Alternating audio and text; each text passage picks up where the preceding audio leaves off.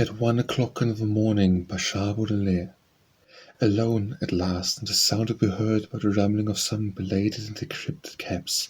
Few hours we shall have silence, if not repose, unless the tyranny of a human face has disappeared and I myself shall be the only cause of my sufferings. At last, then, I am allowed to refresh myself in the bath of the darkness. First of all, the double turn of a lock.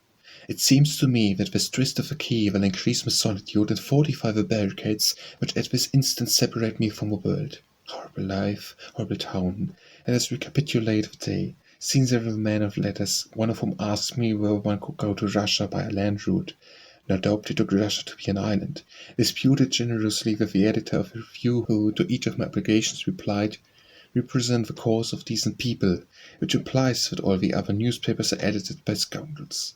Greeted some 20 persons, with 15 of them I am not acquainted. Distributed handshakes in the same proportion, and this without having taken the precaution of buying gloves. To kill time during a shower, went to see an acrobat who asked me to design for her the costume of a Venusta. Paid court to the director of the theatre, who, while dismissing me, said to me, "Perhaps you would do well to apply this." He is the clumsiest, the stupidest, and most celebrated of authors. To get a film, perhaps, you would go somewhere.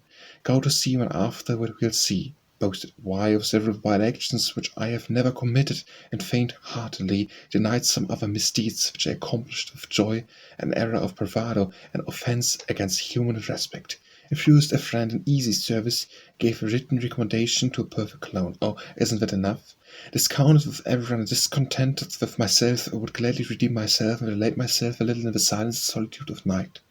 So suppose I have loved, so suppose I have sung, strengthen me, support me, rid me of lies and the corruption vapours of the world. You, O Lord God, grant me the grace to produce a few good verses. It shall prove to myself that I am not the lowest of men, that I am not inferior to those whom I despise.